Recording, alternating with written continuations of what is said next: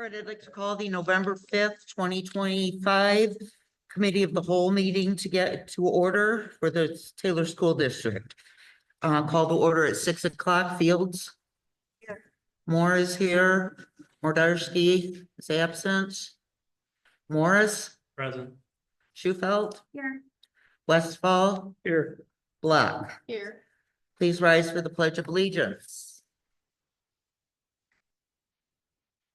I pledge allegiance to the flag of the United States of America and to the republic which stands. Thank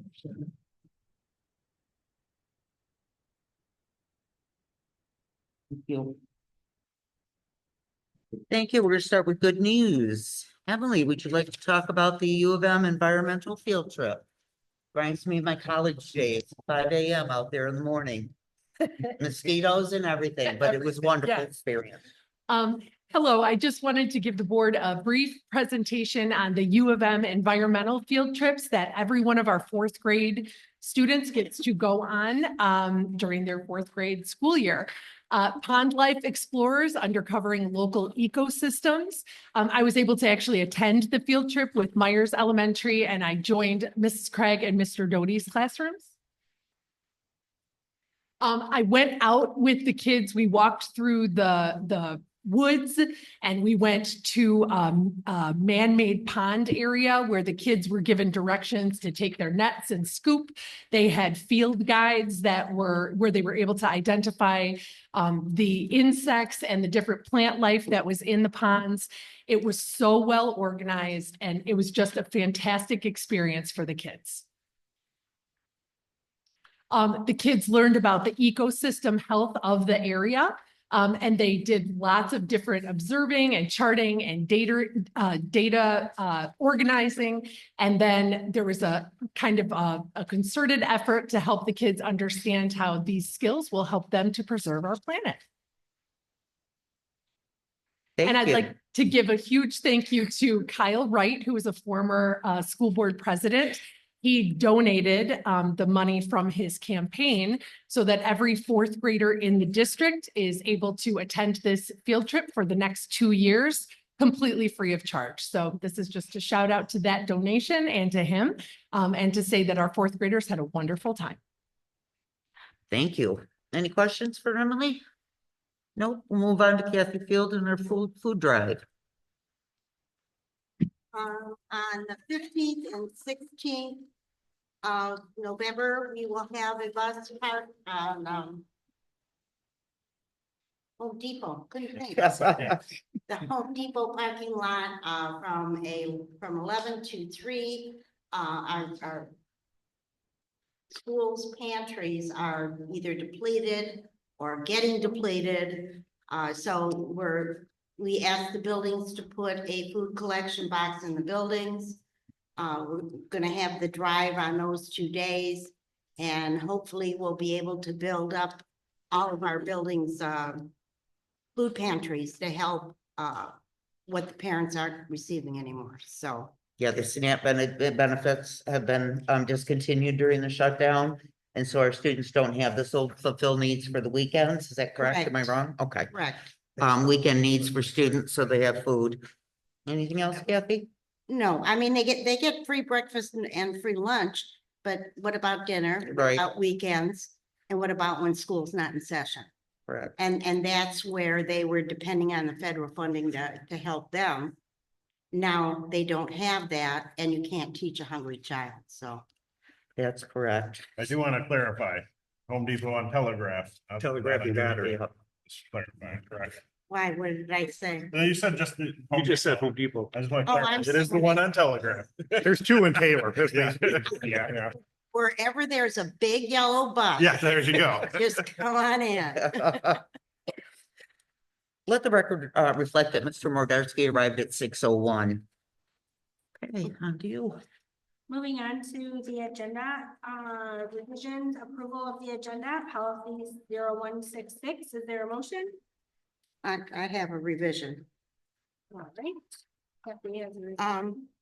Number 3 with the boardroom projector system from Digital Age Technologies. That also will include the audio That's number 3 under the action items, and I think it's number 3 under discussion too. Yeah, Yes. that's correct. Okay, so we have a motion to add the audio to discussion item number 3, action item number 3.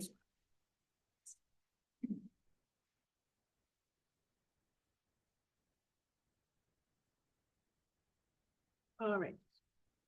Is there a motion to add that for our revisions? Motion. Motion by Mr. Westfall, Support. support by Ms. Fields. Ms. Moore, Yes. Mr. Medarsky, Yes. Mr. Morris, Yes. Ms. Sheffield is a yes, Mr. Westfall, Yes. Ms. Black, Yes. Ms. Fields. Yes. That passes 7-0. Student representatives, Randall Elementary. We have our Randall Elementary people up.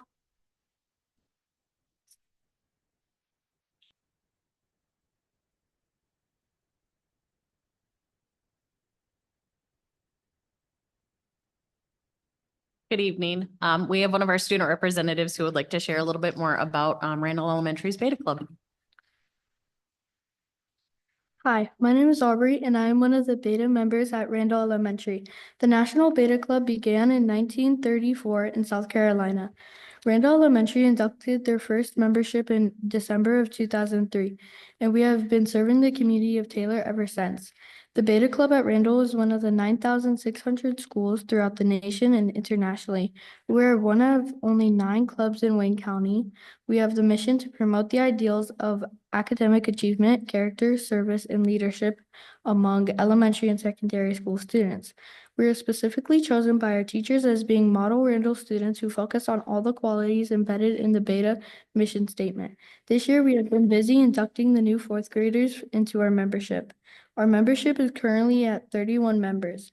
This year, we will be partnering with our student council to combine efforts to help our school and community even more. We will be hosting a food fight to bring in food donations for the district food pantry, collecting pop tabs for the Ronald McDonald House of Detroit, accepting donations for the Taylor Animal Shelter, helping our PE teacher host Jump for Heart, and so much more. Thank you for your time and recognition. Thank you.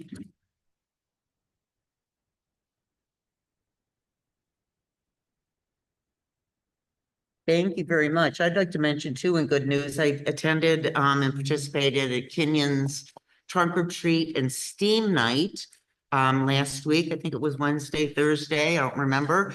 Good attendance, and it looks like kids were having a great time inside with Steam. I don't know if Emily was there or not, but they all looked like they were having a great time. Good attendance as well. Anyone else have any good news? Okay.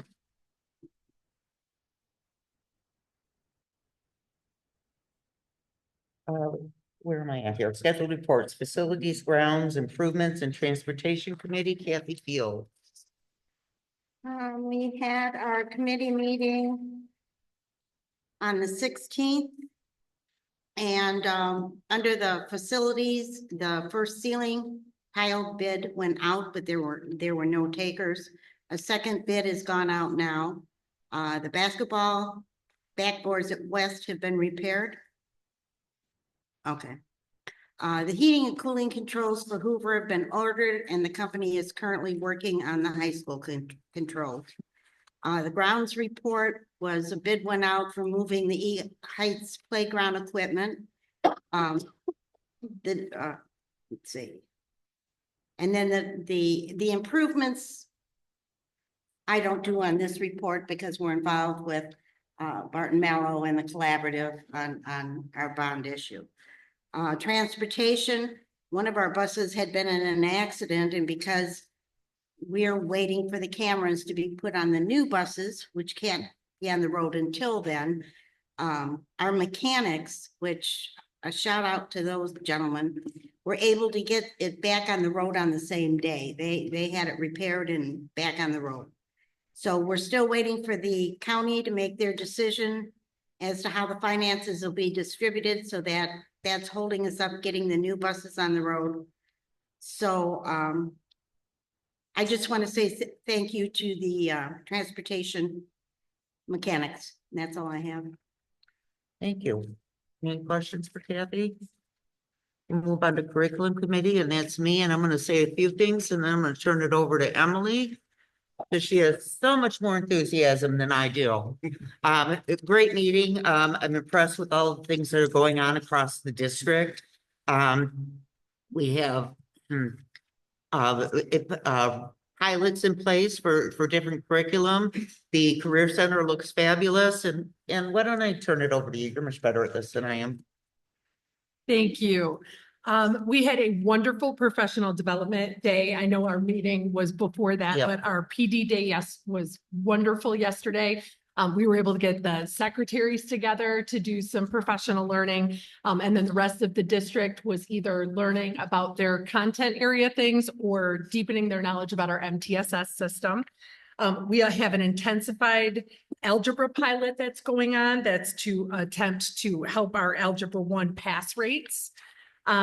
We have some student data tracking that is happening in various buildings across the district. Our data walks are continuing where teachers are getting into other teachers' classrooms to see certain district-wide goals that we want to see met.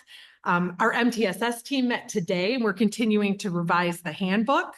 And then all of the buildings are really deeply working with the building school improvement teams in order to get all of that up and running.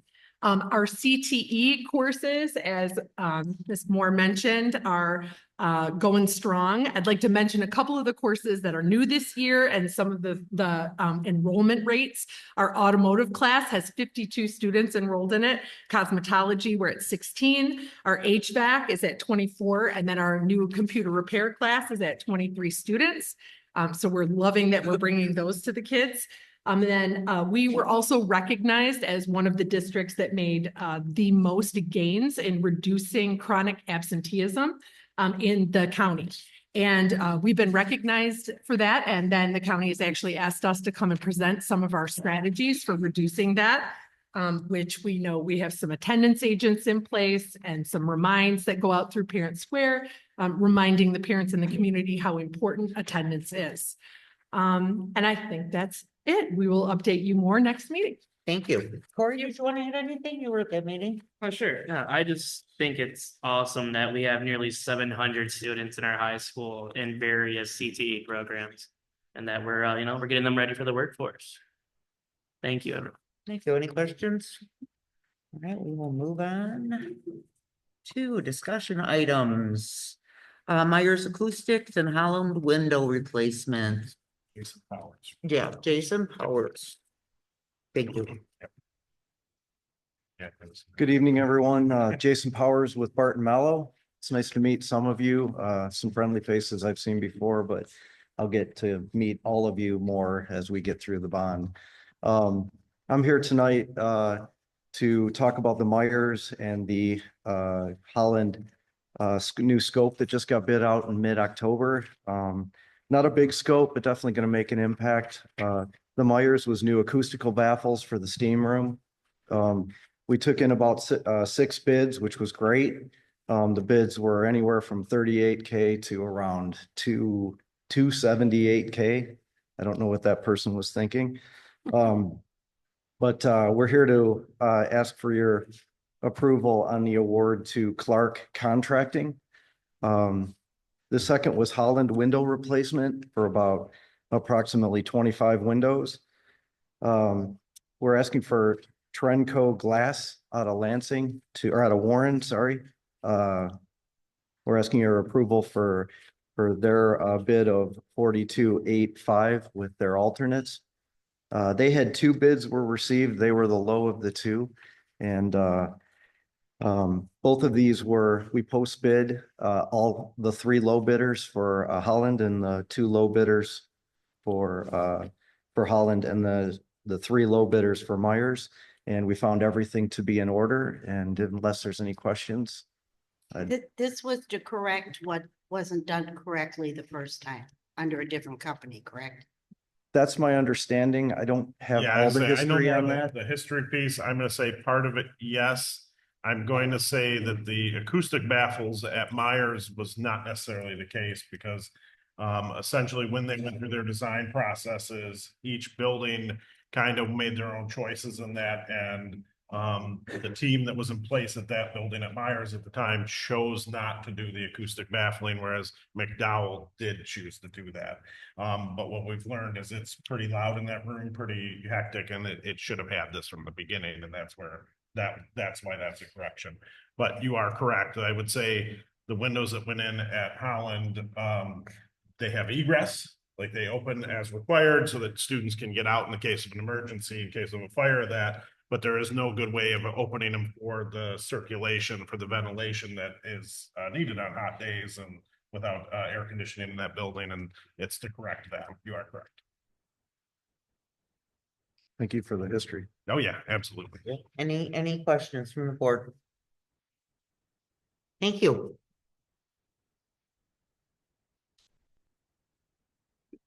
Change to district courses. It's going to be Shauna Maynard. Good afternoon. I'm here tonight to ask the board to approve or reapprove all of our district courses that we offer throughout all of our buildings. The reason that I'm coming to you to ask for this is because we received a new auditor this year, and one of the things that she will be requesting is board minutes as to when our courses have been approved. Some of our courses were probably approved in the 70s and 80s, and good luck finding them in our minutes. So we thought it would just be a good idea to bring all of our district courses to the board and ask them to approve them. I'm sure they have already all been approved at one point. This would just make it more readily available for us if the auditor does ask for them. And then moving forward, we would like to do this every year just to make sure we are up to date. I don't think that would stop us if an individual course would still need to come before you, but this would just be all of our courses at one time to come. Thank you. Any And questions? I look at the timing of this in the future as typically this time of year, we're rewriting and revising the course guide for the high school. And so that the students can start making their selections in January and February. So I think this is usually the perfect time of year for us to do that piece, because this is the time of year that we're updating and putting what's necessary into that document as well. Okay, any questions or comments from the board? Thank you, Shauna. Boardroom projector system, digital age technologies. Thank you.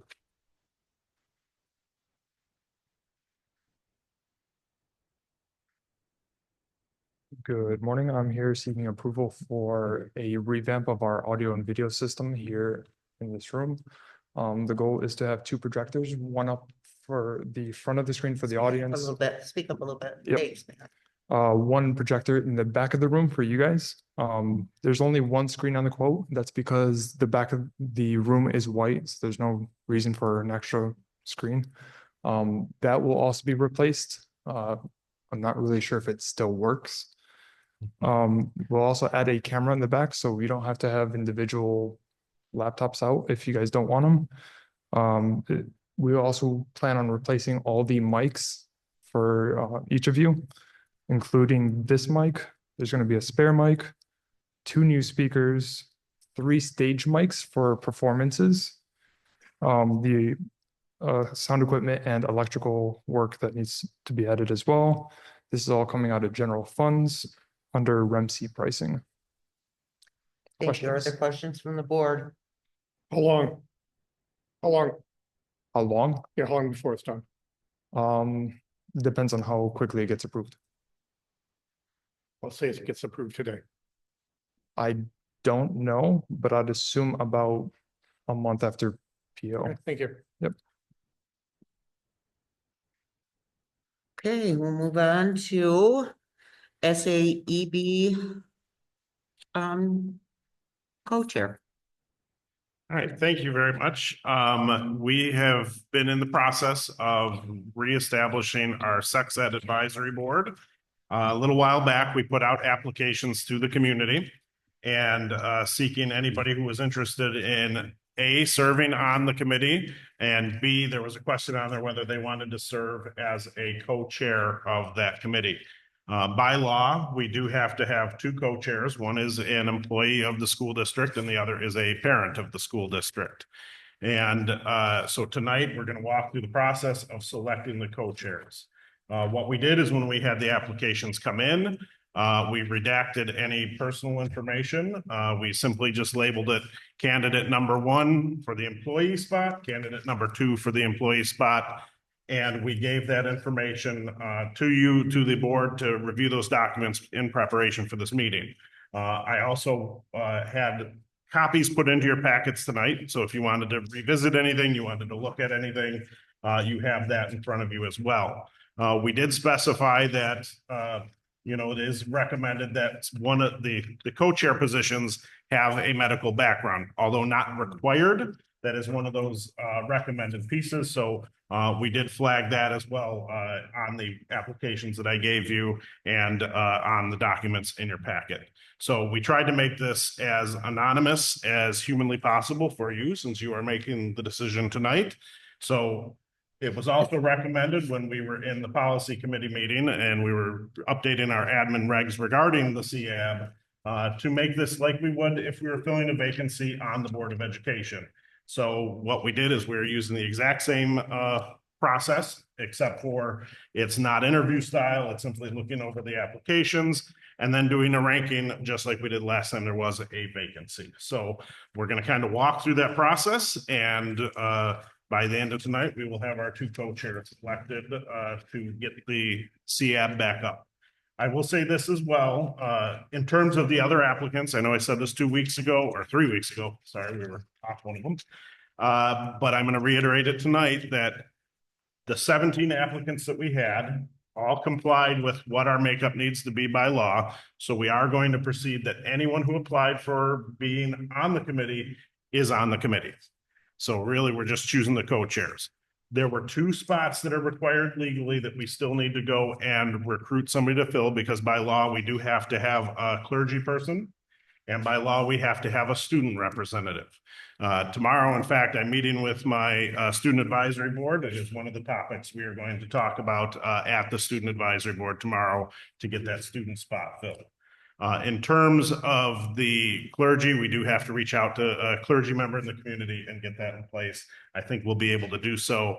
So essentially, the CAB will have 19 members when it is done, and we'll have the 2 co-chairs that we picked tonight. So, all right, with that said, I'm going to start kind of walking through this. The first one is for the employee candidates. You had 2 candidates that applied that were employees. And we're basically, if you need a few moments to look over in the applications, I'll let you do that. And then I will go down and ask you to give 2 points to the candidate that's your first choice and 1 point to the candidate that is your second choice. We're going to do that under discussion. Correct. And then when we get to the action, we'll take the vote to approve the person. Okay. But we're going to do this part here where we're doing the process. Well, I just wanted to say during discussion, I was on the policy committee, and this is not even close to what I envisioned. I imagined we'd be being able to interview the candidates, being able to talk to them. I never wanted this to be anonymous. Normally you vote on people, not on number 1, number 2, or number 3. So I guess I'm stuck going along with it, but I really think we should have voted on this before, because there is nothing in the state law that requires this to be anonymous. It's not there. This was kind of made up at the last minute to, in my opinion, push the process towards certain people versus others. So there's no reason this is anonymous, and there's no reason to do it this way. Now, I disagree, only because if it's anonymous, then the board as a whole can't be accused of favoritism or picking or excluding someone they don't want, because they don't know who they are. They're looking at qualifications only. Agreed. Well, but then you can't ask the people questions. I mean, look, I was told this would be like when we select a candidate for the board, the vacancy, right? And we had people come for the board vacancy. We got to ask them questions. That was, to me, the most fundamental part of it. It's like the wheels on a car. So if you're going to say it's like the board interview process, you need to interview the people. And you can't interview them if you want them anonymous. This really makes no sense doing it this way. I understand what you're saying. I mean, it's a factually correct statement, but I think we need to be able to interview the people and ask them what they really think. So that's keeping it anonymous really doesn't make a lot of sense to me. And by the way, when they win, we're gonna know their name anyway, so, you know. That is correct. Okay, let's move on to the. Well, all right, does anybody need time to look over any of the packets in front of them, or do they feel comfortable in going to the rankings? I'm comfortable. Looked at mine earlier. Anyone else uncomfortable moving forward right now? No? All right, Nope. Do it. so, first, Miss Moore, Employee, so applicant number one, for the first choice, first choice, applicant number two for my second choice. all right, Mr. Morris, Candidate one, 2 points, candidate two, 1 point. Ms. Schufel, Candidate number 1, 2 points. Candidate number 2, 1 point. Ms. Fields, Candidate one. Or candidate for 2 points, number one. And then the second choice was number two. Ms. Block, Candidate number 1, 2 points. Candidate number 2, 1 point. Mr. Madarsky, Candidate number two is my first choice. Candidate number one is my second choice. Mr. Westfall, Candidate number 1 is my first choice and number 2 is my second.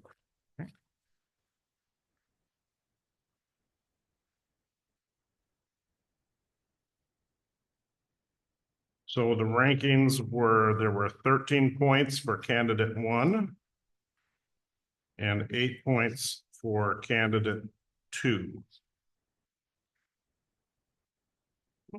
So now that we have that narrowed down, Ms. Moore, of those two candidates, who would you like to see us moving forward?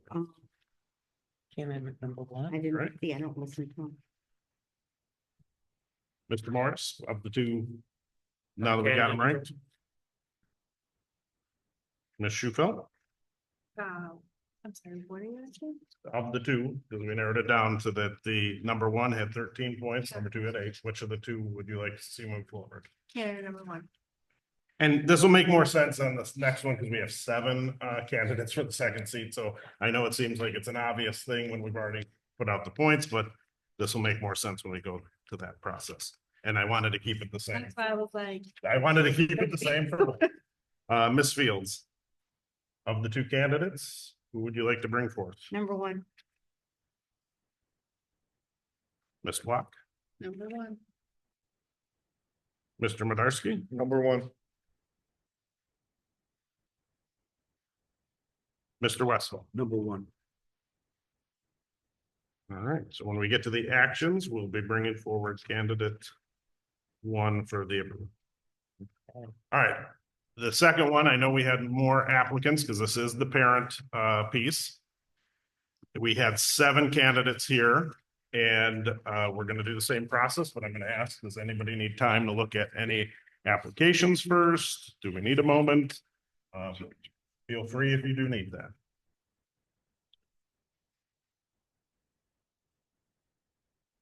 Hey, give me a minute. Yep, you got it.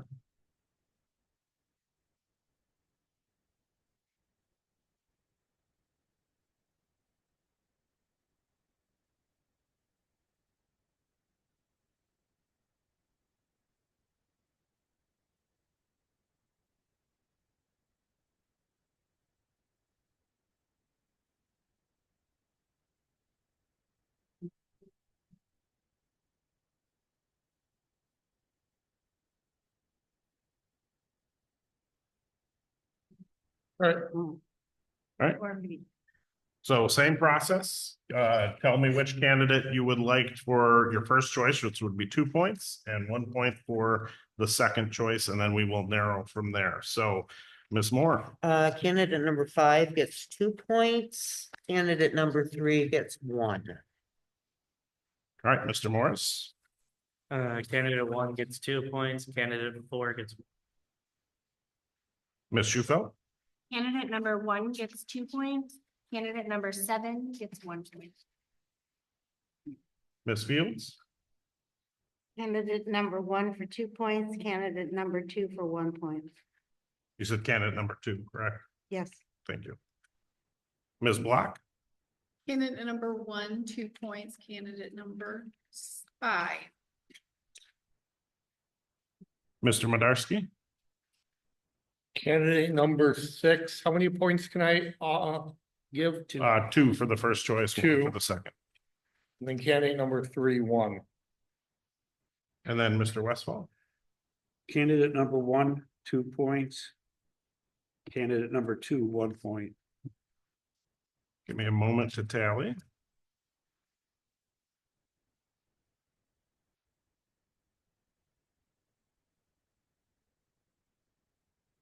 So the number 1 candidate would be candidate number 1 with 10 points.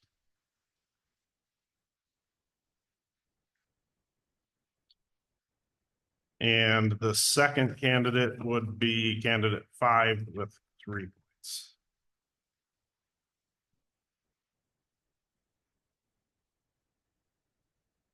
So Ms. Moore, candidate 1 or candidate 5, which would you like to see brought forward? Candidate 5. Mr. Morris, Candidate 1. Ms. Shufelt, Candidate number 1. Ms. Fields, Ms. Block, Number 1. Mr. Madarsky, 5. and then Mr. West. Number 1. So this is candidate 1. All right, when we get to the action section, I will, obviously, because we have to read in the record the names of who was appointed, and we bring that forward when we get to the action. So, Thank you. thank you very much.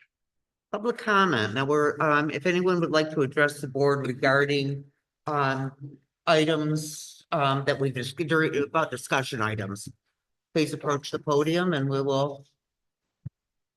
Anyone wishing to address the board regarding items that we've discussed, action, during discussion items? Yep, just anything on the agenda.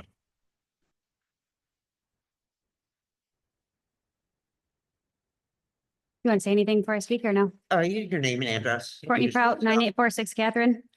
I just want to speak out and say that it's kind of crazy that the board members are the ones that have the final to say on this decision. It's pretty astonishing to me because you allowed the previous committees to operate out of compliance and never recognized it until I brought it forward. And now you guys are the last people that I feel should be making the final decision on anything that has to do with CM. Because quite frankly, none of you understood the law when it came to it prior to this. That's all that I want to say. Thank you. Anyone else? Anybody online? Nope. Okay, then we'll move forward and this is action items. Stephanie.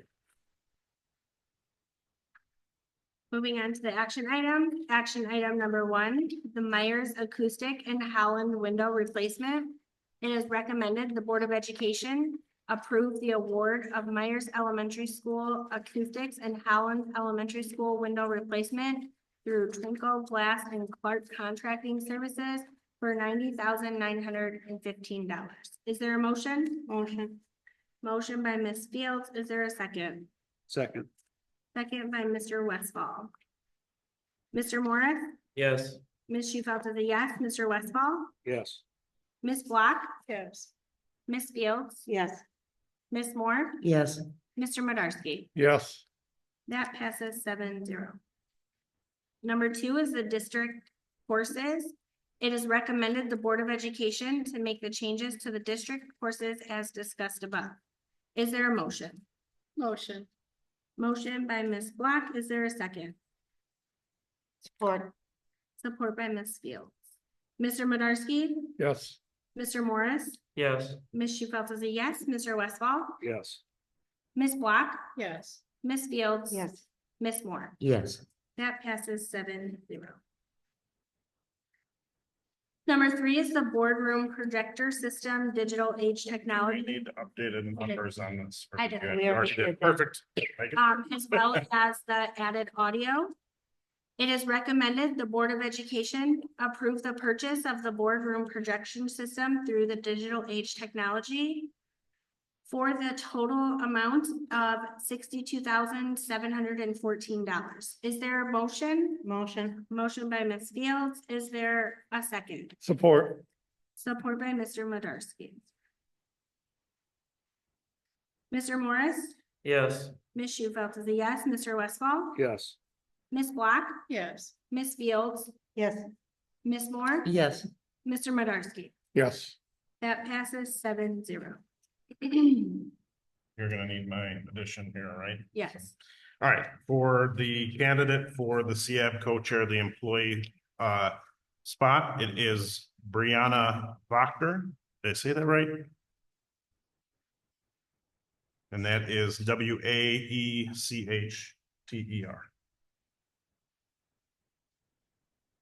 I'm sorry, can you spell that again? Oh, absolutely. Waechter.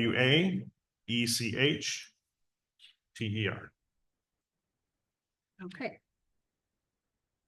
Number 4 is the CAB co-chair employee. It is recommended the Board of Education approve the employee CAB co-chair candidate number 1, Brianna Wachter. Is there a motion? Motion. Motion by Ms. Fields. Is there a second? Support. Support by Ms. Moore. Ms. Shufelt is a yes. Mr. Westfall, Yes. Ms. Black, Yes. Ms. Fields. Yes. Ms. Moore, Yes. Mr. Medarsky, No. Mr. Morris. Yes. That passes 6-1. CAB co-chair parent, The candidate number 1 was Jennifer Ferguson Behringer.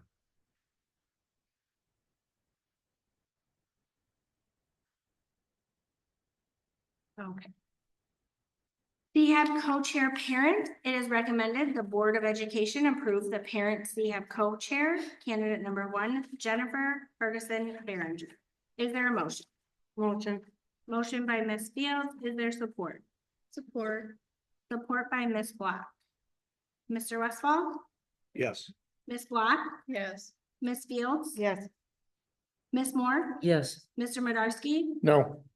Mr. Morris, Yes. Ms. Shufelt is a yes. That passes 6-1. All right, we'll move on to the superintendent's report. Mr. Wager. Thank you. Give me just a moment to organize myself. Okay, just 2 things I wanted to go over tonight. The first one being a update on our strategic plan process. I feel like I have not been able to get that out to you guys in a little bit, and I wanted to make sure we had that on there. And I know we just updated the form and uploaded it to the website today as well. Some of these are still in positions where we're still moving them along, or they haven't made as much progress. So I probably won't talk about those in particular tonight, but I do want to talk about the ones that we have definitely made progress on since I last spoke of this back in October. The first one in our academics and programs goals, the first one regarding class size reduction. I'm going to say since the last time we spoke, we did complete the first quarter objective, which was to review our K-12 class sizes. I'd say right now we are in progress with the second quarter goal, which was to research programs, grants, physical needs, other options to be able to lower our K-2 class sizes. I will say that in that process of when we did the review, we were able to maintain a lot of our positions at the numbers that they currently were. And in some of our buildings, they were pretty low for the current class size. And we are now planning on our third quarter goal in this regard, which is consulting with building leadership and union leadership so that when we work on the process of developing master schedules, we are going to do so in a way that can help try to maintain some lower class sizes and particularly focusing on the K-2 level class sizes. I think it's our goal to look at them at all levels, but for sure, we definitely want to be focused on the K-2 class size numbers, but that's kind of where we're at with that goal within our strategic plan. The next one I have an update on is our implementing a comprehensive MTSS structure. We are still in progress on the first quarter goal, which was finalizing the MTSS handbook and rolling out the training on that. We have taken some major steps even as of today, where we know that we are about 95% complete with where that handbook is, and we are in the process of planning out the training and PD part that goes along with it. I can also say that we have moved into the second goal as well, which is clarifying assessments for students to indicate when students are off track, either behaviorally or academically. And we have started the process of looking at the cut scores. We have started the process of establishing what that's going to look like to determine those things. So even though we're still finishing up that first quarter goal, we have already kind of blended into the second quarter goal in that regard. We had a goal as well in the same section about screening students for mental health needs and using data to guide those decisions. A while back, I know Ms. Scott came before the board, presented surveys that were going to be teacher facing, and then surveys at the secondary level that were going to be student facing.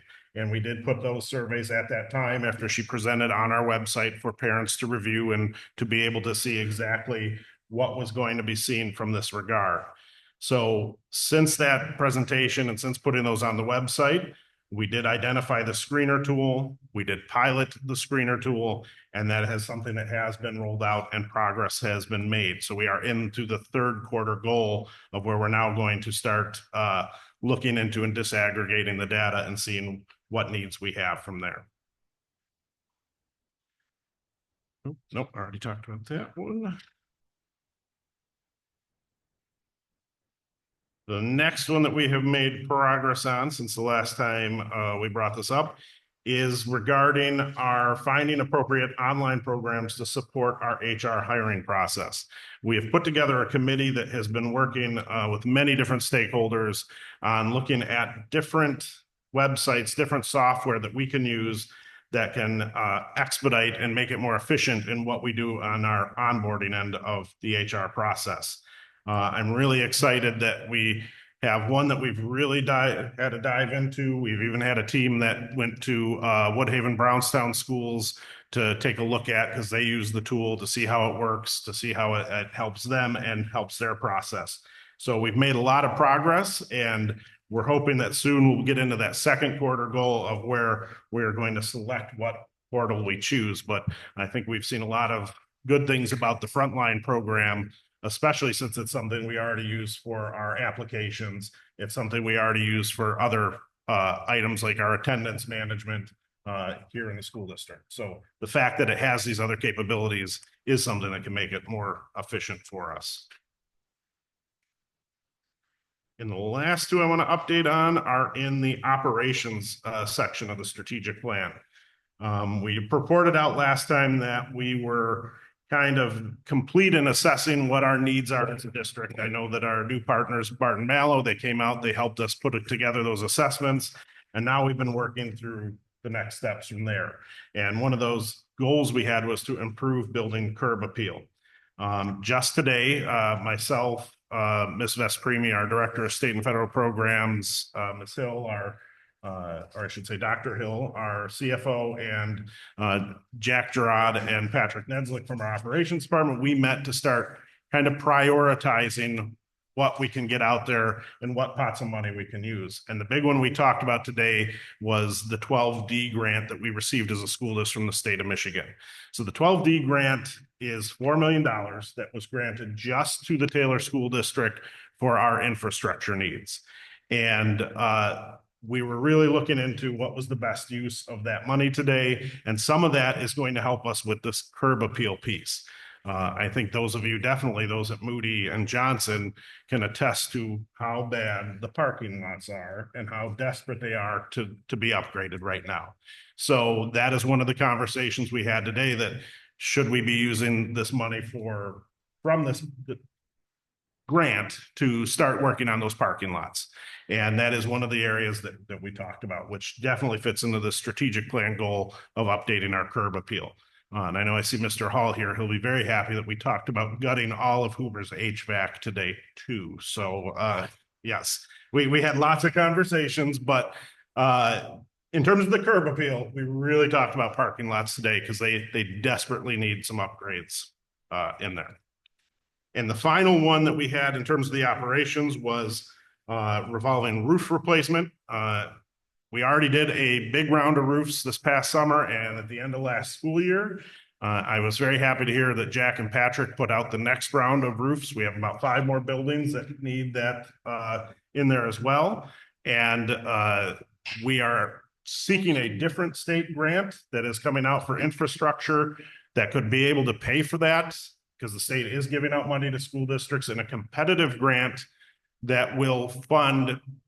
Their priority is for districts that have roof needs and HVAC needs, which is us. So we're definitely going to be applying for that and finishing that piece up. But all those roofs are out for bid, and I am excited that we are going to get that going, and we should be able to completely close out this goal pretty soon if we're able to get that forward, which is fantastic. Our buildings need that little extra love and care right now, and I'm glad to see we're moving on. Any questions on strategic plan before I go into my last speaks? So, the last thing I want to talk about is I recently sent out a communication in regards to kind of my thoughts on social emotional learning in schools. And I wanted to kind of just reiterate some of those things I put in that letter tonight. I was very vulnerable, very open with people, which is not usually my style when I put that letter together. But I really needed to drive home a point of there are times when we don't know the struggles that a student is facing or our family is facing. And sometimes it's the place of the school to step in and to fill that need, to fill that gap. And the example I use is from my own personal life. And you know, when I was in junior high school, my parents got divorced, and my father was unemployed at the time, and to the point that unemployment benefits stopped and there wasn't renewals. So there was no income coming in from that point from my father. And my mother worked around a minimum wage job working at Jacobson's department store in Dearborn. And quite honestly, they were just trying at that point to find any way to make the ends meet and to just make sure we were surviving and we had what we had. So they weren't able to find that place for myself or my brother to go when we were struggling with the fact that they were recently divorced and that we were going through this as a family. And that's when the school recognized, because I know at that time, it was the only time in my life that I struggled with my grades.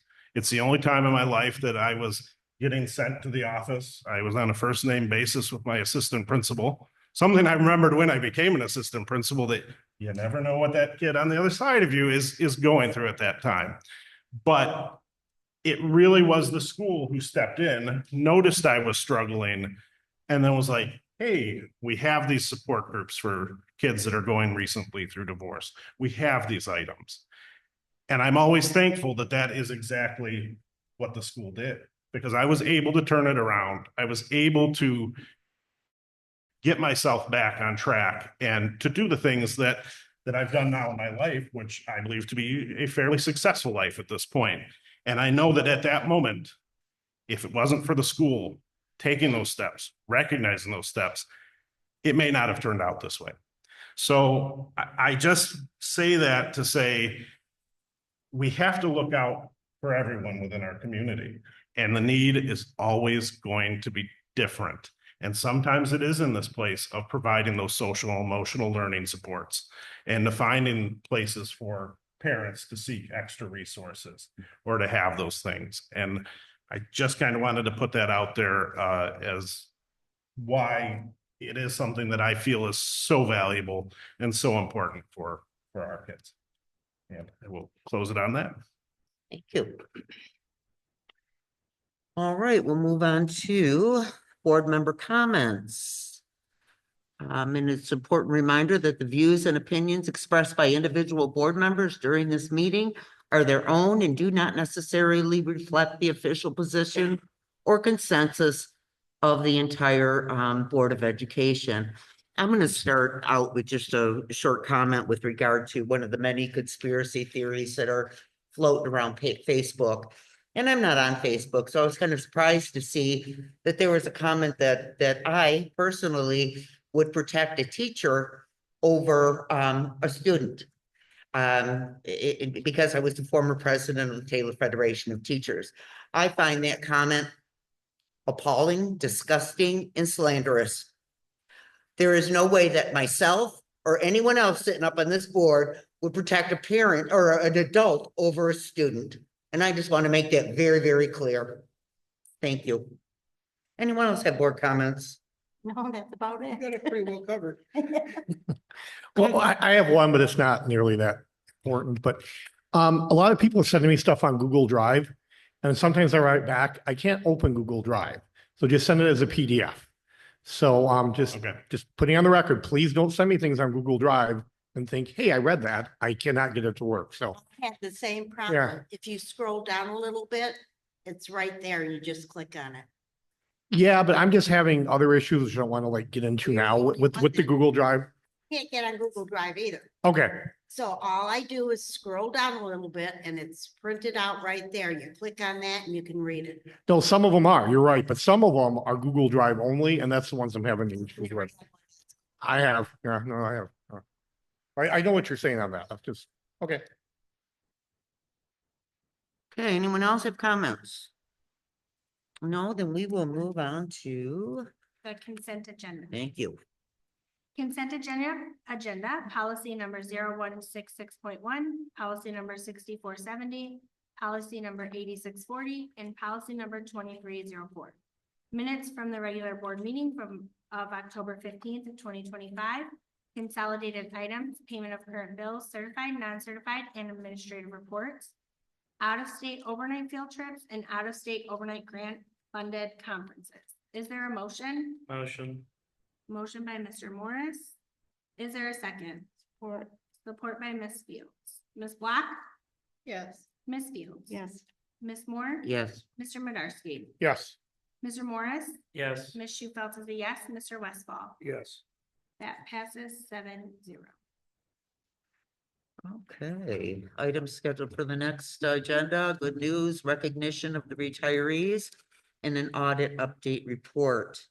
Now we'll move on to general public comment. At this point, anyone wishing to address the board about anything are welcome to step up to the podium.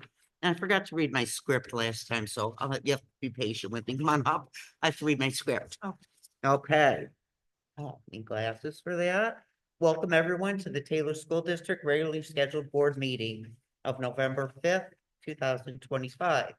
Where our mission statement is to educate with purpose, engage with passion, empower the future, and our vision statement is that we will create a welcoming and innovative learning environment that nurtures the whole child, empowering every student to thrive academically, socially, and emotionally.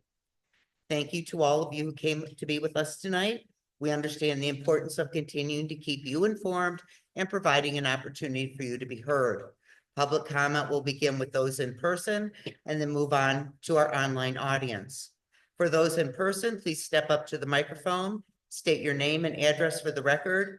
After the in-person comment, our online audience will need to find the raise hand symbol for a moderator to recognize and unmute you. Please take into consideration common courtesy, refrain from any personal attacks, and keep your comments to 3 minutes or less.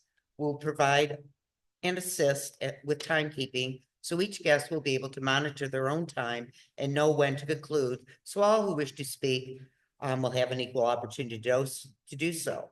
As a reminder, if you have any questions arise during this meeting or through other avenues, Superintendent Wager or his designee will work to provide answers in a timely manner.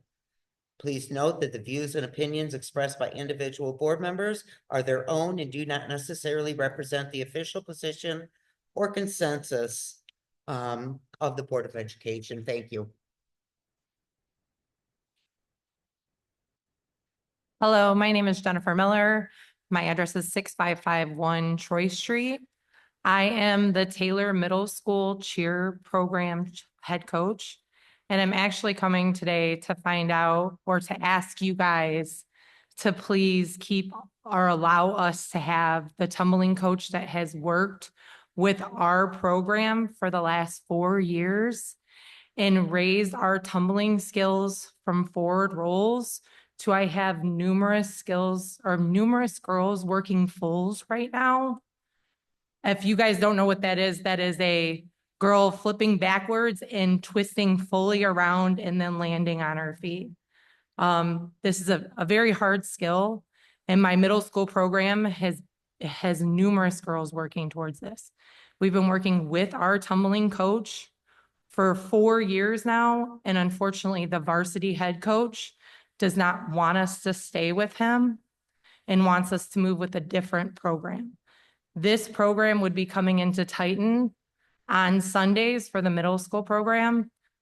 And there is nothing there for them to really work on, where our tumbling coach has offered for us to go to his gym.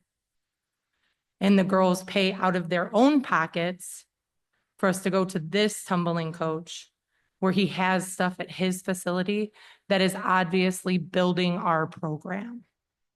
This is what we want right now as a middle school program. And I'm just asking that you guys allow us to do that. I'm not familiar with this history. Mr. Wagner, are you? Yes, I am, but I can update you when we do the next board update. Have that in there, yes. 'Cause we- Where is this facility located? It's in Taylor. It's at the Champion Force Gym. The tumbling coach is Coach Earl, Angel Wings Tumbling. And he has been running our program for the past 4 years. My question is, if you're coming in on Sundays, is that also an out-of-pocket expense for the parents that you have to pay for? Yes, all tumbling is out-of-pocket expense and all parents have to do it as a whole. So tumbling is required for our cheer program to put onto the mat. That's one of the items that we have to put on the mat. So as a program, the parents pay for this as a team. So each parent pays individually for this. The new tumbling program is an hour and a half, and it is $72 total for the month. Where the old program and where we would like to stay is $69 for anywhere between an hour and a half to 2 hours and 15 minutes with the tumbling coach that we're with. Is that also per month? Yes, that is also per month. Just to clarify for those, this is for the competitive cheer? Yes, Okay, it's but not. both programs do use the same tumbling coach. Both the sideline and competitive team do. But competitive is the one that has to have it. It's required by the state for competitive side? Well, we can't, you have to tumble on the mat.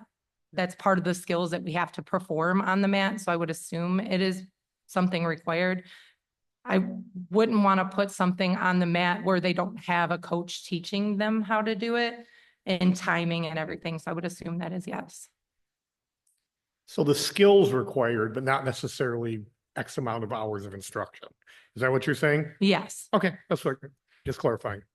Thank you for coming up here. Were you given a reason for the change in coaching? That the head varsity coach wants the whole program underneath one coach. And I just don't personally, I've been with this coach for 4 years. And why change something that is doing so well with our middle school program? So thank you guys very much. Thank you. Thank you. Hello, my name is Emily Porter. I feel as if my direct address isn't necessary, but I live in the Randall neighborhood. My children, they go to Randall. October 9th, transportation and the faculty at Randall lost my child. I feel like since it has been empty promises, and I'm sorry. Since then, I feel like it's been empty promises on communication back, and I'll make sure you get a call back, all of the things, and I feel like it's trying to be swept under the rug. Unfortunately for myself, I went through a parent's worst nightmare, not knowing where your kid is, waiting there. She never came out of school. I was told by a teacher that she was on the radio. I heard her in front of me say, "Do not let her off the bus. Mom is coming." That bus driver indeed let my daughter off the bus, no parent present, and I was searching my neighborhood looking for her. Thankfully, she's alive. She's great. She's doing well. Since then, I feel like I can't trust the Taylor School District in the safety of my child. Furthermore, she has some medical issues in regards to a, what's the word? Like a bathroom schedule. I've asked Ms. Mazeris several times for a meeting, for an IEP, for a medical form, any of the sorts, and it's been over a month. I haven't had any communication back besides, I believe, Ms. Graham had called me, told me she'd called me back. I never got a call. I messaged you on an email. You responded that that's not your area, which I understand. Yep. I'm not looking to come up here to be nasty to anybody, but as you can tell, I'm an upset mother. Yeah. And to be quite honest, how would anybody in this room feel if they did not 100% know where their child was and if she was okay? So that's essentially what I'm up here for, is some answers, maybe a game plan, because at this point, I have to put a location device on my daughter. So yes, I will absolutely tomorrow start reaching out and I try to find you those answers and go from there. Absolutely. I appreciate Yeah, it. absolutely. Not a And problem. like, I sign her into school. She has therapy once a week. I sign her into school. I'm face to face with the people in the office and I keep telling them I'm waiting on Miss Mazeris. I'm not hearing anything. And like, her teacher was off on a medical, so it was a substitute. Yeah. I understand it's unforeseen circumstances. Yeah. That's not my problem. Yeah. I understand everybody's spread thin. You do a hard job. I appreciate it. But this is the safety of my child Yeah. and her well-being. And at this point, like, there's two situations, the medical and misplacement of my child. But even just let alone the medical form, I feel like I shouldn't have to fight this hard just to make sure my child's medical needs are taken care of. Like, I'm at my wit's end at this point. Yep. So I appreciate it. Thank you. Oh, absolutely. I will We get some definitely be answers first. for you. but- And of course, the safety of our students is the number one priority. Anyone else? Go ahead. Hi, my name is Ashley Pierce. I live at 11067 Ziegler Street. I am a parent of a West Middle School cheerleader. I also graduated from this district a little while ago. But I'm just here to also express my concerns about the coaching and the fact that they are being asked to do tumbling in a gym without the equipment.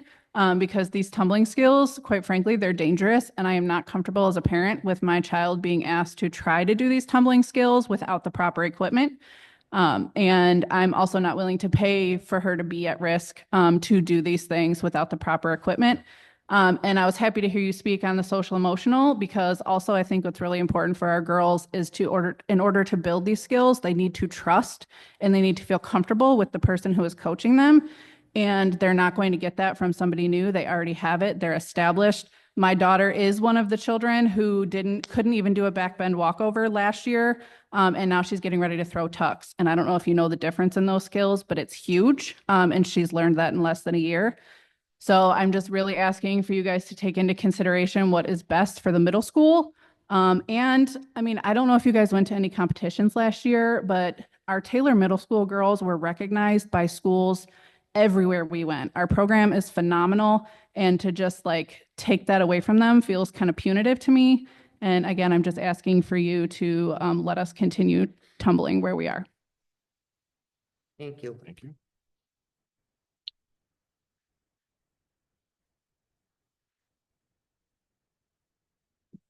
Hello, Taylor School Board and everyone. My name is Kyra Jennifer, and I'm a part of the Wayne County Civic Youth Council. I live in Taylor, but I go to school in Detroit.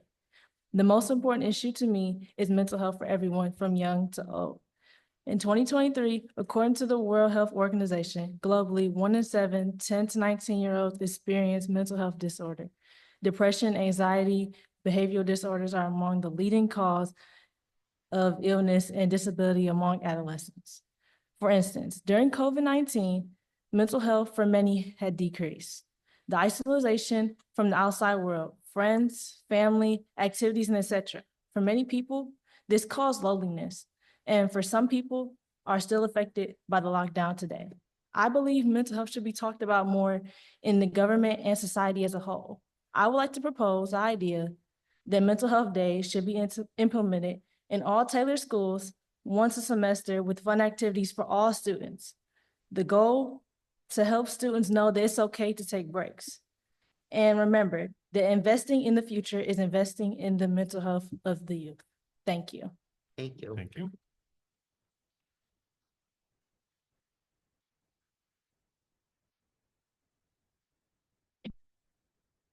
Hi, my name's Amanda. I was just wondering if we could utilize a electronic clock in and clock out after my time sheet was put down for a time that was 12:15 when I clocked out at 11:30 because the person that was underneath me put it on the wrong spot. And then later on, it was said if you were caught lying on your timesheet that you would be terminated. And then I just ran into her and found out that she works at another school. So if we could figure out a way to utilize an electronic time in and time out so that we can keep track of our hours and our pay and not have to worry about somebody scribbling out our times or changing our times, that would be great. Thank you.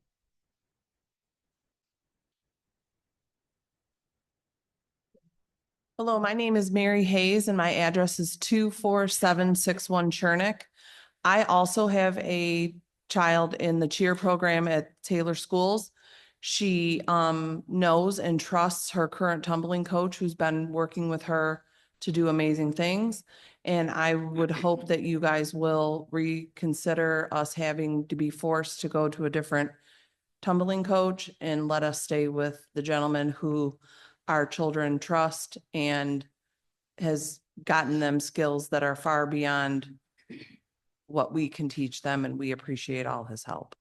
If Coach you- Earl. If you had to go to the other coach, do you have to pay for that one too? Yes, So you're forced to pay either way or get. yes, it's part of having your child a part of sports, but it helps them get the skills that takes them further in competition, and we look good. What is the reasoning of why they want you to move?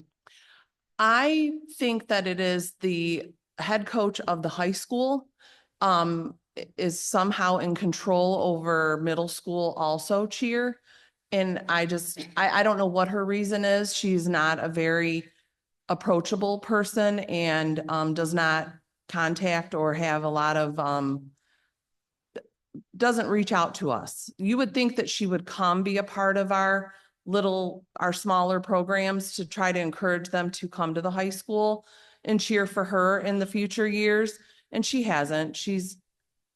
And from what I go to all the competitions, I am part of the Little League program in the city with the Taylor Seahawks. We have cheerleaders starting at 3 years old up to 13, and we feed into the middle school and high school program. She does nothing to even come to our littles to try to encourage them to stay in the school district and continue on to cheer for her at competitive level. I've been to competitions. Our middle school coaches have done great things and built our program where these girls want to stay in the city of Taylor and continue cheering. And I feel like the high school coach is not continuing that excitement and building the program. I don't know why she wants to go to a different coach. I don't know if it's somebody she knows personally, but I just know that being with Coach Earl has really brought our girls far. So I don't know. I don't have a relationship with her. Are we talking? How many is in the group? Our middle school program has about 30. We have 2 teams. We have a 6th grade team and then a 7th and 8th grade team. Jenny would know better. She's the coach. I'm kind of a team mom. But I want to say it's about 30 to 35 participants per team in that program. Okay, thank you. Yes. But I would love to share that our middle school program, our cheerleaders look amazing at competition, whereas high school struggles. And I think it all starts with the coaching. Thank you. Thank you.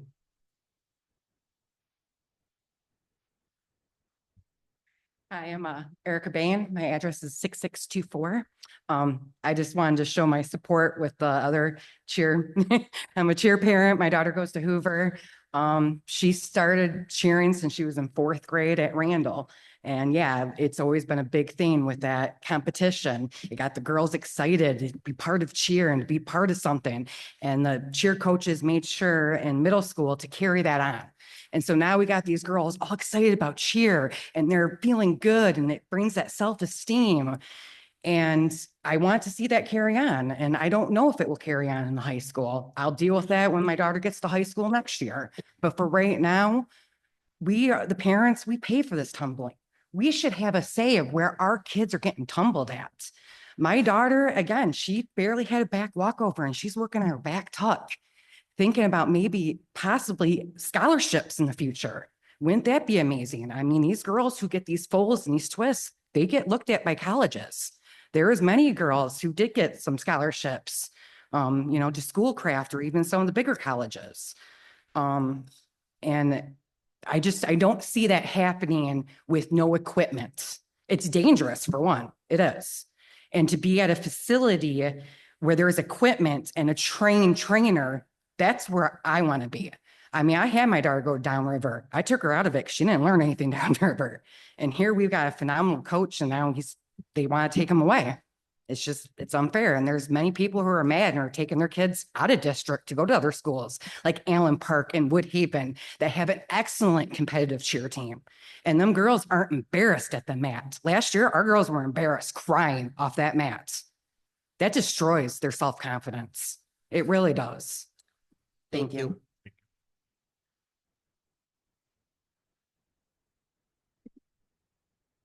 Hi, I am Emily Ramirez. I live at 22332 Bryan Street, and I'm going to piggyback off of the last couple moms and our coach for this middle school cheer program. So our middle school team won multiple trophies last year, whereas the high school has not. It shows the determination that these girls have due to their coaching and as well as the tumbling coach. If we do move coaches, I fear that this program is going to crumble.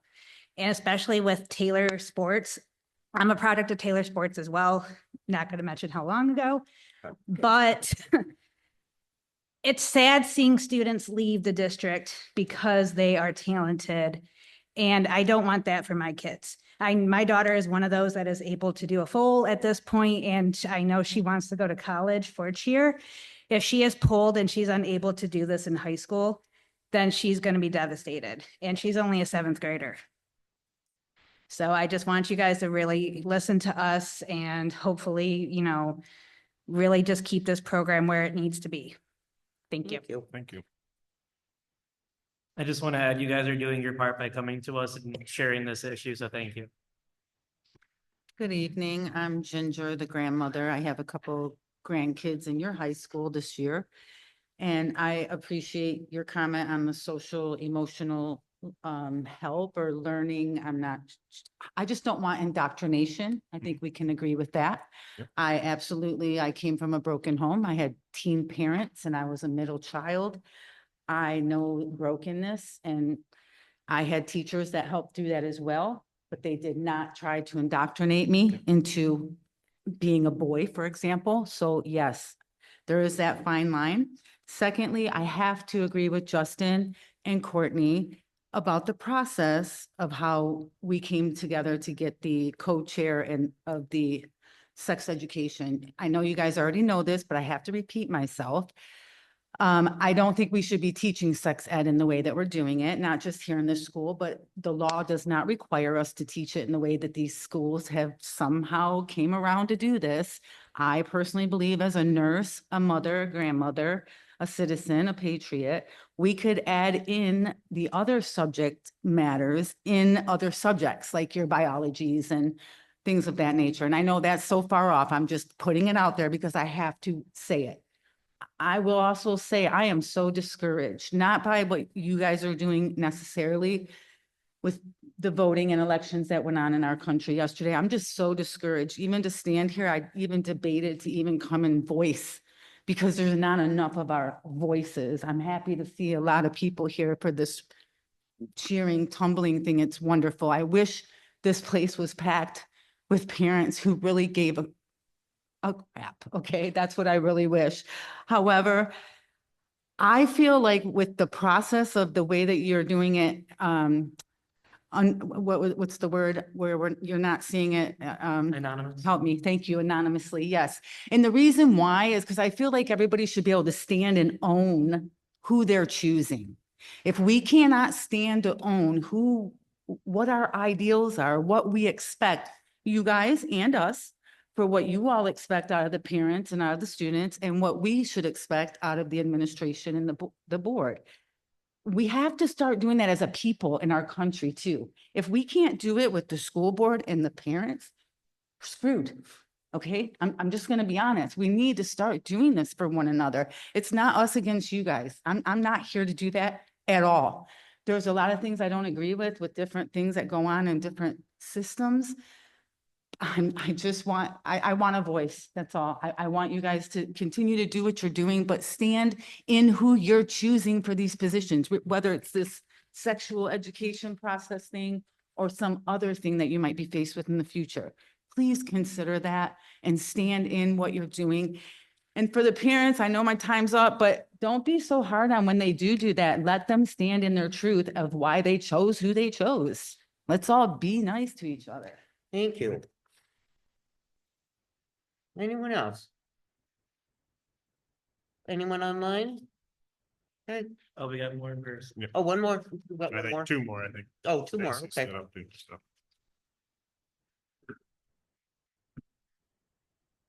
Good evening. My name is Stephanie Smolinski. Many of you may know me from a social media post I made about my concerns that were dismissed at a prior board meeting regarding the replacement of core curriculum with mental health initiatives.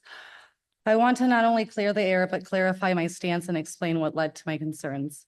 My stepchild came home mentioning a man was in our classroom who had never been there before.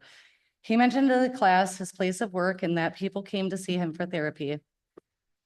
Then went on talking about safety and his types of interest and what interests the children. Obviously concerned, I called Holland Elementary and was told he was brought in by Corewell Health. Concerned, I contacted another parent, a friend, who had dealt with a similar issue last year.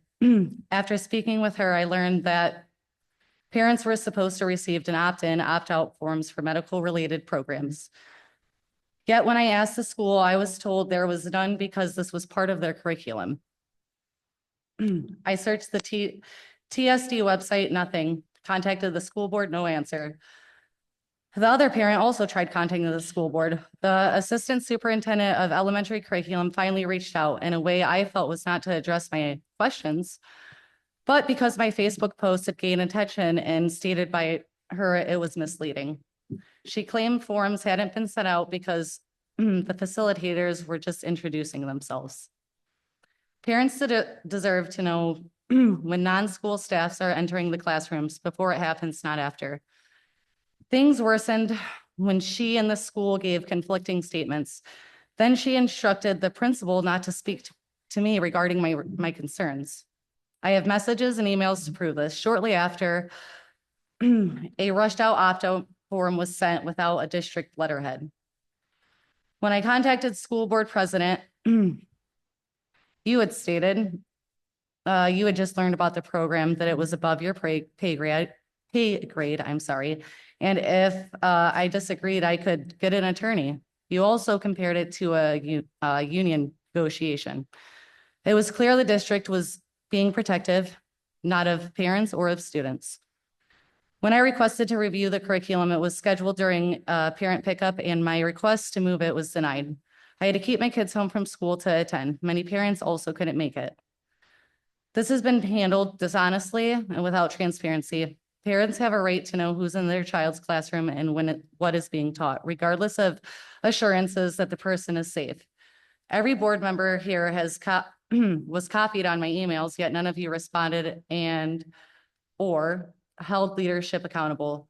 That's unacceptable. If proper MDE guidelines and parent notification protocols had been followed, none of this would have even happened. Okay, thank you.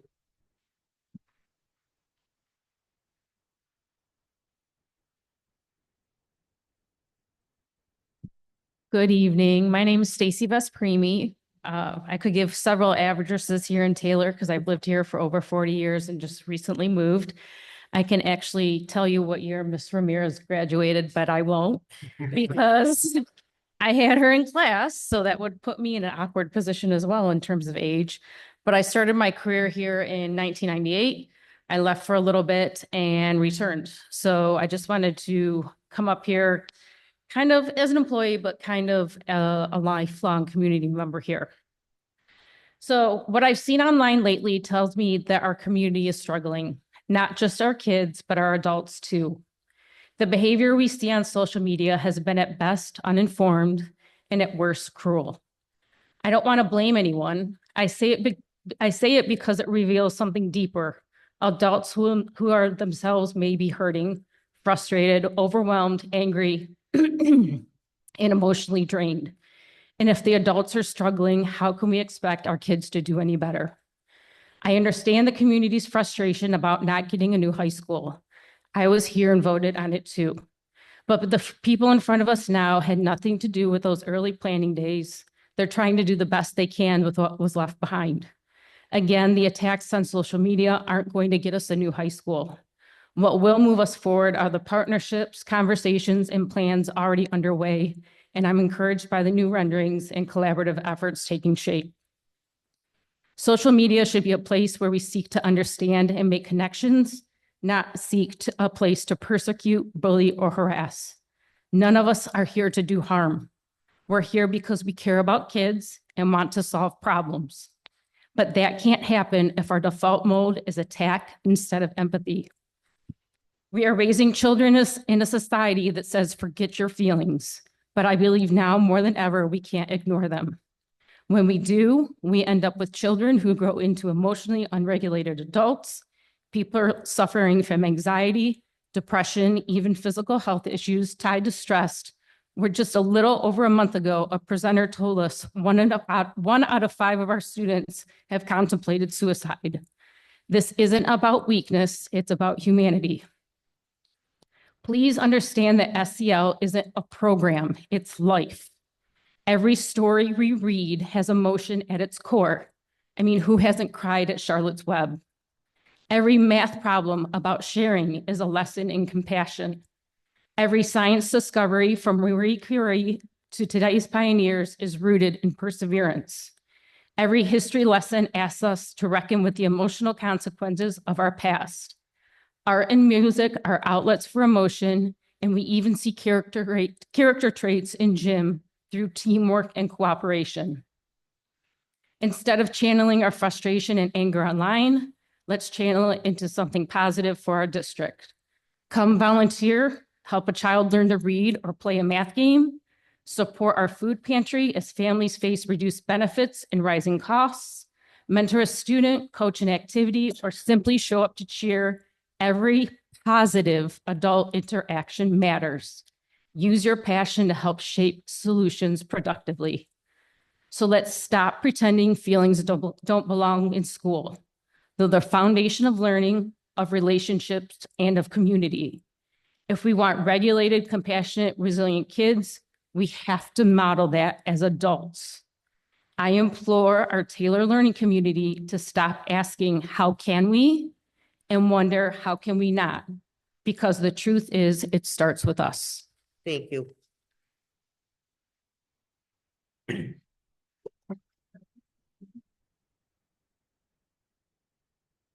So I had this Matt Hall, principal of Hoover, 27101 Beverly, had this amazing speech, but I cannot, how can you follow that? So I'm not even going to try. Thank you for that passionate speech. Mike, I just came by to, I'm sorry, Mr. Wager. I came by. We've known each other a long time. Right. I get it. My apologies. I just came by because I wanted to let you know the vulnerability that you put in that letter resonated with many people, not just myself and my colleagues, but bus drivers, maintenance, people that I've talked to, teachers. You've shown as a leader, being vulnerable opens up discussions, and it's awesome to see. And I just wanted you to know that, because not all the time do you get to hear that kind of stuff. Next, wasn't expecting the whole thing with the HVAC at Hoover. So I don't think there's any Hoover staff here tonight. Can we all, and I checked online, and I know we have some parents here. Can we keep a secret just for a little bit so I can surprise them? All right. And then I know my time's running short. I want to say thank you for that. And also for the food pantry and the food drive and all that wonderful stuff. Thank you. Because I know many people on the board are pushing that charge too. So I do appreciate that. And then there was one thing I was going to say. Oh, and the last thing I was going to say.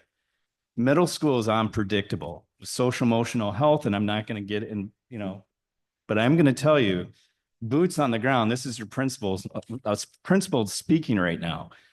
Some of the stuff that we're seeing now is pretty wild. And I've had some pretty tough conversations with parents, lots of crying, lots of things like that, but we're all there to support each other.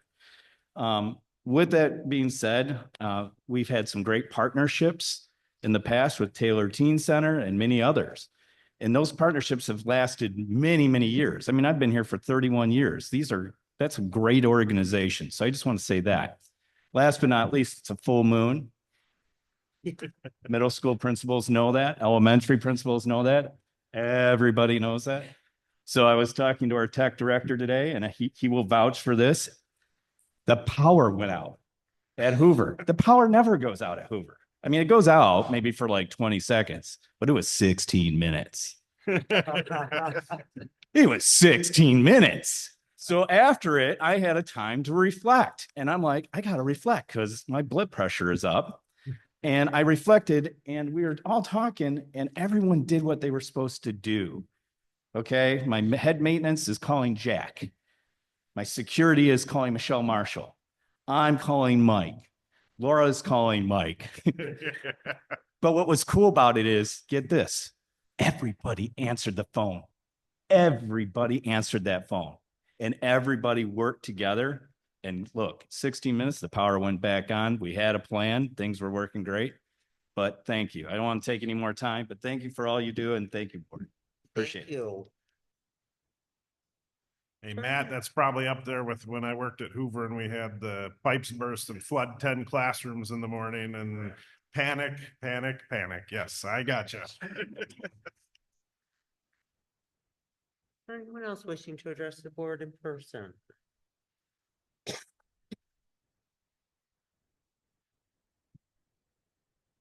Be proud, 9846 Catherine. So I'm the parent that Stephanie Smolinski reached out to, obviously. I made it very clear that the district failed my child last spring, and I will not allow another parent or family to experience that same fear that I did. Following that incident, the district promised transparency. Mr. Weger, with the TSD lawyer present, committed to doing better. From that came the implementation of Parent Connect, a system meant to ensure parents are informed about everything with opt-in and opt-out forms digitally sent. In the superintendent's own words, this system would allow him to see who opened the forms, who personally notify anyone who hadn't. That sounds great if it were actually implemented and used to inform parents before concerns arise. Yet once again, that promise of transparency has been broken. The TSD failed to inform parents before allowing outside individuals into children's classrooms. Parents deserve to know who is coming into our schools before they enter, not after concerns are raised by parents. Now regarding the anti-bullying program being taught by the Taylor Teen Health Center. This program, when done correctly, requires trained educators. According to the Committee for Children, the company behind Second Step, it's highly recommended that classroom teachers be the primary presenters of this program, with school counselors and other staff members playing supporting roles. They also note that the entire school staff should be trained to ensure students receive a consistent message throughout their day. That this plan allows non-certified outsiders to teach 30-minute lessons each week. When Mr. Weger emailed parents stating this is not a district-approved curriculum, it raised even more concerns for me. If it isn't approved, it's unlikely staff are not being trained. Without trained staff across the building, consistency and effectiveness are lost. So my question is this: is this program truly being implemented as intended, or is there another agenda behind allowing an outside organization to come in and teach it? As an educator, I know understanding a curriculum is essential to doing it right. If the district truly values SEL outside of Mr. Weger's personal experiences stated in his communication last Thursday, programs like this must be more than supplemental. They must be implemented properly by trained educators, not outsourced visitors. And I question why the response to a concerned parent is get a lawyer and file a lawsuit, instead of holding accountable those not following MDE protocol, the cabinet. This is not a parent problem. This is the Board of Education not holding the district leadership accountable problem. This district has failed to follow protocol with Vision to Learn, violated MDE law with the Sex Education Advisory Board, and now is allowing outside visitors to teach mental health curriculum without parental consent or board approval. As the Board of Education, it is your job to hold these members of the cabinet accountable. You are failing to do that. And it is impacting our children and our community. It's very obvious. If your heart is no longer in this work, then I'm not sure why you're sitting up there. There are community members who do care deeply about our children, who want to see this district thrive, who have been here throughout it all. And we are not afraid to hold leadership accountable. I urge the Board of Education to do your job and hold the district accountable. As Taylor residents, we elected you to do just that. Thank you. Anyone else wishing to address the board in person? Okay, let's move on to online.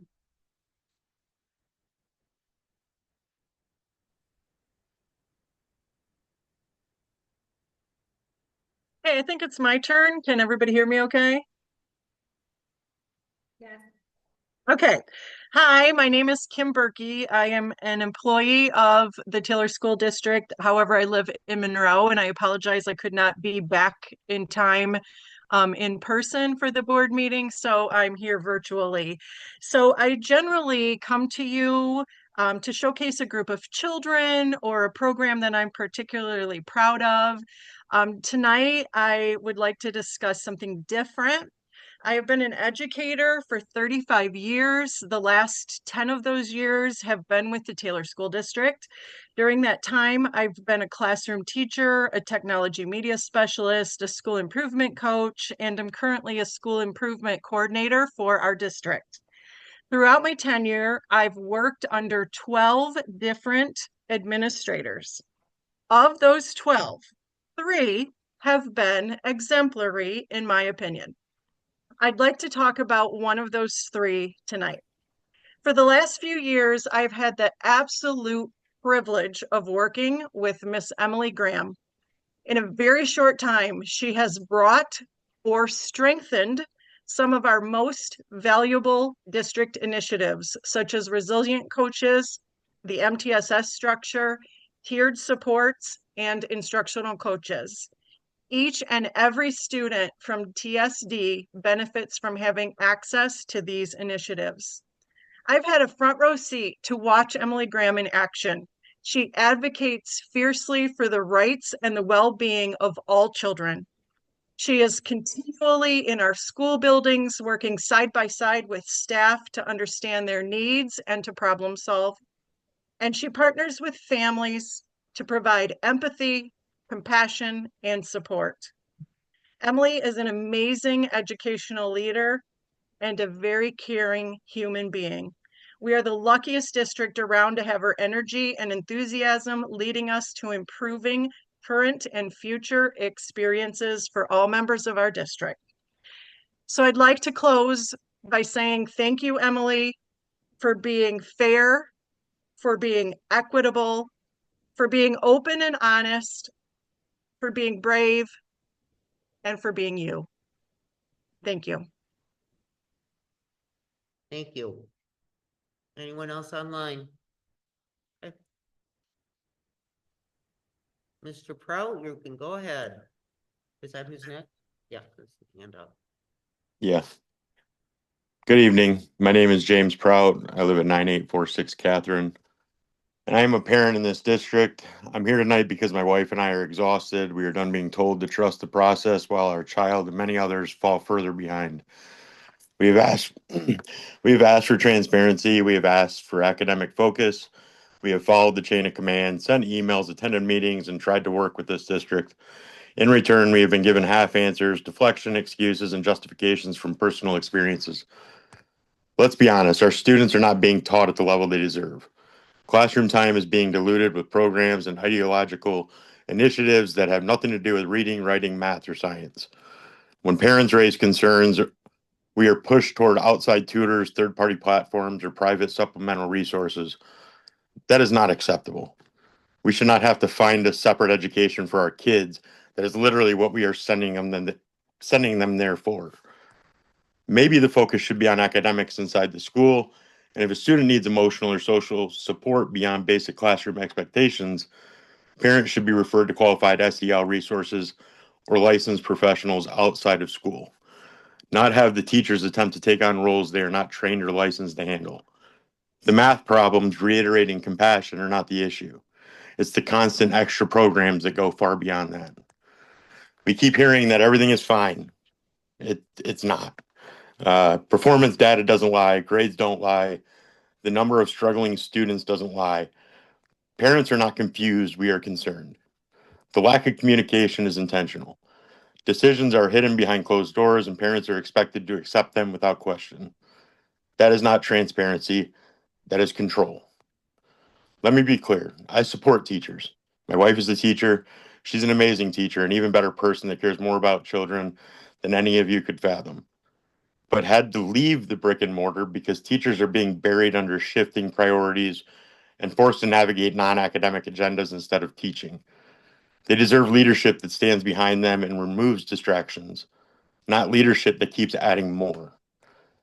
This isn't complicated. If you want to improve the outcomes, teach the basics consistently and without distraction. And let me leave you with this.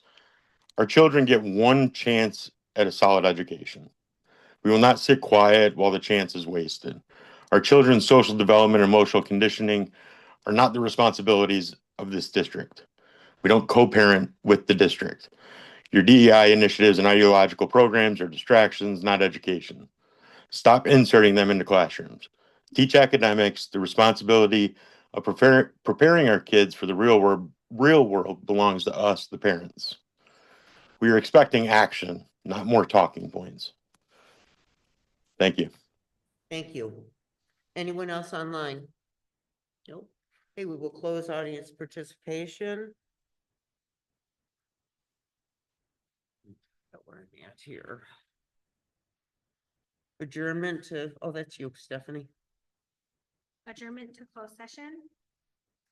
We are pursuant to Michigan's Open Meetings Act, being Public Act 267 of 1976. And as amended, I move the board to convene in closed session pursuant to material exempt pursuant to section 8C of the Open Meetings Act. Is there a motion? Motion. Motion by Ms. Field. Is there a second? Second by Mr. Westfall. Just question, what section is this under? What's the exact material? Negotiations. Negotiations, okay. A lot of people don't know when you cite the section Yep. number. So it's negotiations, okay. Thank you. Ms. Fields? Yes. Ms. Moore? Yes. Mr. Medarsky? Yes. Mr. Morris? Yes. Ms. Shufeldt is yes. Mr. Westfall? Yes. Ms. Black? Yes. That passes 7-0. Okay, we are now adjourned at 7:37 to go into closed session. Taylor, board. Oh, okay, thank you. I'd like to call the committee committee of the whole meeting for November 5th back to order at somebody 8:44. 8:44. Thank you. Sorry, I'm out of thing here. We have action after closed session. The action after closed session is going to be a memorandum of understanding between the Taylor School District and the Taylor Principals Association, AFSA Local 60. The Taylor School District and the Taylor Principals Association agreed to the following regarding the oversight of the Graduation Alliance Program with the Taylor School District. Is there a motion? Motion. Motion by Ms. Moore. Is there a second? Second. Second by Mr. Morris. Ms. Moore. Yes. Mr. Medarsky. Yes. Mr. Morris. Yes. Ms. Shufeldt is a yes. Mr. Westfall. Yes. Ms. Black. Yes. Ms. Fields. Yes. That passes 7-0. Thank you. Now we need to entertain a motion to adjourn. Motion. Motion by Shufel. Second. Support by Mordarsky. And then, thank you. Mordarsky. Yes. Morris. Yes. Shufel. Yes. Westfall. Yes. Block. Yeah. Fields. Yes. Moore is a yes. That passes 7-0. And we are adjourned at what time? 8:45. 8:45. Everyone have a wonderful evening. Thank you.